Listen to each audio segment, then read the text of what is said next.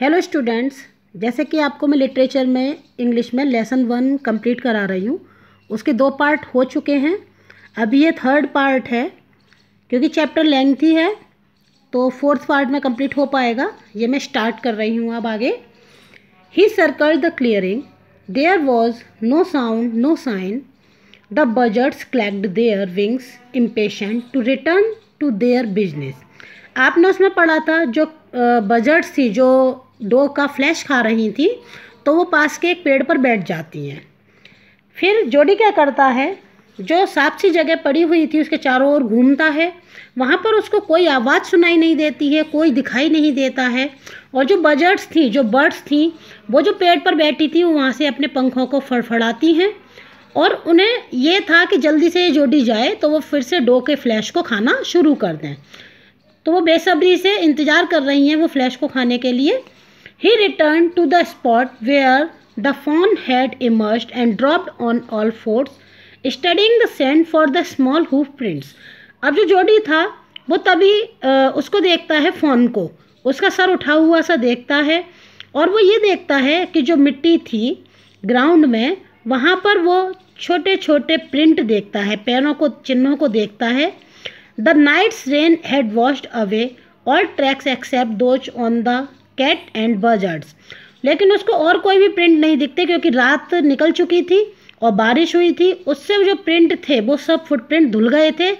सिर्फ उसको बर्ड्स के और जो कैट्स के, कैट फैमिली का मतलब होता है यहाँ पर टाइगर है, लायन है, इन सब का, तो वो चिन्ह ही दिखाई दे रहे थे, फुटप्रिंट। बाकी किसी के फुटप्रिंट दिखाई नहीं दे रहे थे।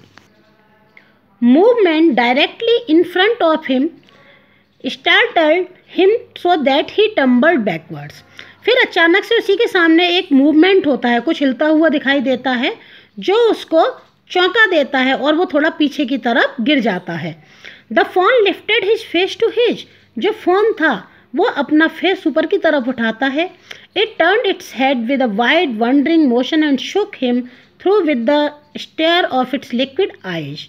और जो जोडी होता है वो उसके चेहरे को देखता है। उसकी जो आंखें थी फ़ोन की लिक्विड आइज थी, मतलब उसके आंसू निकल रहे थे और वो धीरे धीरे हिल रहा था। इट वॉज क्विवरिंग, और वो कांप रहा था। It made no effort to rise और रन, और वो ना तो उठने की कोशिश कर रहा था ना दौड़ रहा था। Jody could not trust himself to move, और जोडी को एक बार को अपने ऊपर विश्वास ही नहीं हुआ। वो एकदम जड़ सा हो गया, बिल्कुल भी मूव नहीं कर रहा था। ही विस्पर्ड इट्स मी। वो धीरे धीरे फुसफुसाया, धीरे धीरे अपने मन में बोलता है मुँह से कि ये मेरा है। The fawn lifted its nose scenting him. और जो फॉन था उसने अपनी नोज उठाई ऊंची की ओर से सूंघने की कोशिश की, सूंघा। He reached out one hand and laid it on the soft neck. The touch made him delirious. जो फॉन था, फॉन की तरफ जोडी ने अपना एक हाथ आगे बढ़ाता है और फिर उसकी जो सॉफ्ट सी गर्दन थी उस पर रखता है, उसको छूता है तो उसे बड़ा ही अजीब सा लगता है। He moved forward on all fours until he was close beside it. He put his arms around its body. धीरे धीरे जो जोडी है वो फ़ोन की तरफ जाता है, वो अपनी बाहों को उसकी बॉडी के चारों तरफ डाल देता है। A light convulsion passed over it, but it did not stay. अब वो धीरे धीरे उसे ऐसे कपकपी सी लगी, क्योंकि उसकी सॉफ्ट स्किन होती है, फैदर होते, उसके जो बाल होते हैं बहुत होते हैं, फैदरी होते हैं, तो उसको बहुत अजीब सा लगा, लेकिन वो ज़्यादा देर तक नहीं रहा। He stroked its sides as gently as though the fawn were a china deer and he might break it। और उसने धीरे धीरे जोडी ने उस फॉन को सहलाना शुरू किया। धीरे धीरे सहलाता है जैसे कि वो चाइना मिट्टी का बना हुआ हो। जैसे आपने देखा है आपके घर में बोन चाइना के कप वगैरह होते हैं, उनको आप बहुत अच्छे से पकड़ते हैं कि कहीं वो टूट ना जाए, तो ऐसे ही वो बड़े प्यार से उसको सहलाता है, बड़े अच्छे से पकड़ता है। Its skin was very soft. उसकी जो स्किन थी बहुत सॉफ्ट थी। It was sleek and clean and had a sweet scent of grass.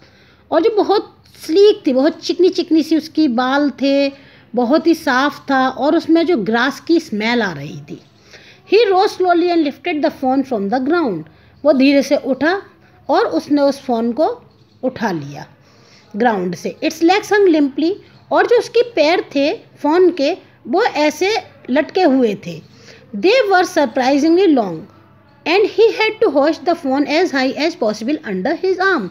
और जो उसके जो पैर थे बहुत लंबे थे और बच्चा छोटा था जोडी, तो वो जो गोदी में उठाता है वो अपनी तरफ से पूरी कोशिश करता है कि उसे और ऊंचा उठाए। He was afraid that it might kick and bleed at the site and smell of its mother. अब जो जोडी था उसे लेके जा रहा होता है गोदी में, तो उसे ये डर था कि यदि वो उस जगह से जाएगा जहाँ पर जहाँ उसकी फ़ोन की मदर की डेड बॉडी पड़ी हुई है, तो शायद ये किक मारेगा और ब्लीड होती है, इनकी आवाज़ होती है मिमियाना, तो वो आवाज़ करेगा, रोएगा और अपनी मदर की खुशबू से उसे दुख होगा।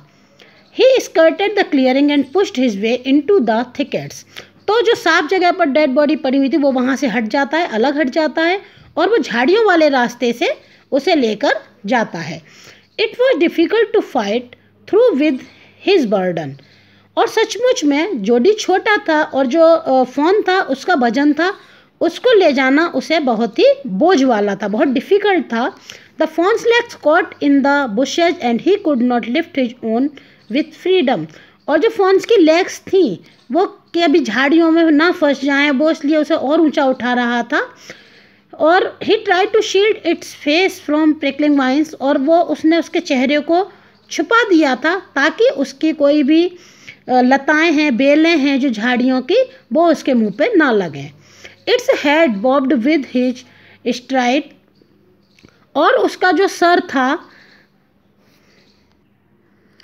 जो फ़ोन का सर था, क्योंकि जोडी था उस पर भारी वजन था और वो लंबे लंबे कदम से चल रहा था तेज़ी से, तो उसका जो सर था वो झूल रहा था, हिल रहा था लंबे लंबे कदमों से चलने की वजह से।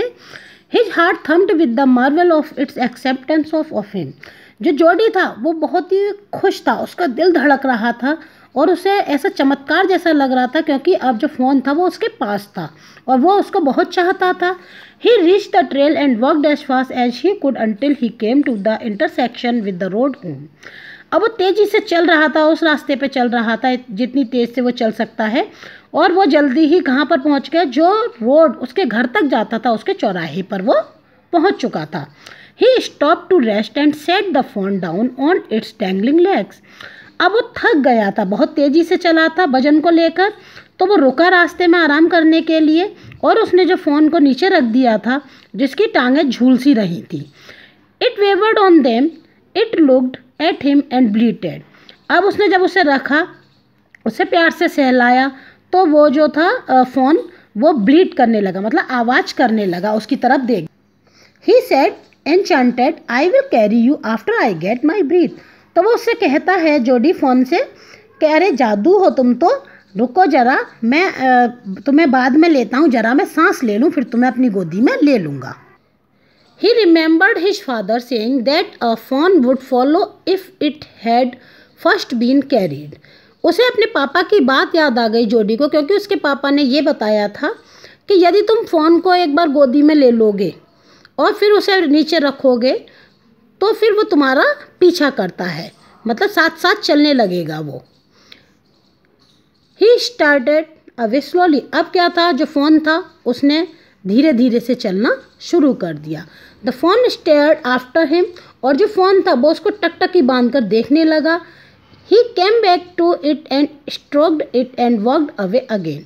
अब जोडी ने उसको धीरे धीरे सहलाया और फिर वो दोबारा से चल दिए। It took a few wobbling steps towards him and cried piteously. अब जो फ़ोन था वो धीरे धीरे से लड़खड़ाता हुआ चला, उसने कदम बढ़ाए उसकी तरफ और वो बड़े ही दयनीय ढंग से चीख सा रहा था। It was willing to follow him. उसकी इच्छा थी कि वो उसके साथ साथ चले। It belong to him. अब जोडी को समझ आ गया कि वो जो फ़ोन है वो उसका अपना है। इट वॉज हिज ओन, वो सिर्फ उसका है। He was light headed with his Joy. और वो बहुत ही खुशी से झूम रहा था जोडी मन ही मन में। He wanted to fondle it. वो ये चाह रहा था कि वो उसको बहुत दुलारे, बहुत प्यार करे। टू रन, उसके साथ दौड़े, उछल कूद करे। रोम विद इट, और उसके साथ खूब शोरगुल करे। To call to it to come to him, और वो उसे बार बार अपने पास आने के लिए कहे। ही डेयर्ड नॉट अलार्म इट। लेकिन वो जानता था कि जो फ़ोन है वो थोड़ा डरा हुआ है, इसलिए उसकी हिम्मत नहीं हुई। He picked it up and carried it in front of him over his two arms. अब उसने उसे फिर से उठा लिया था और वो ले चलने लगा था, अपनी दोनों बाहों पे उसे पकड़ के ले जाना उसने शुरू कर दिया। It seemed to him that he worked without effort. अब उसे ऐसा लग रहा था कि वो बिना किसी एफर्ट के ही चल रहा है।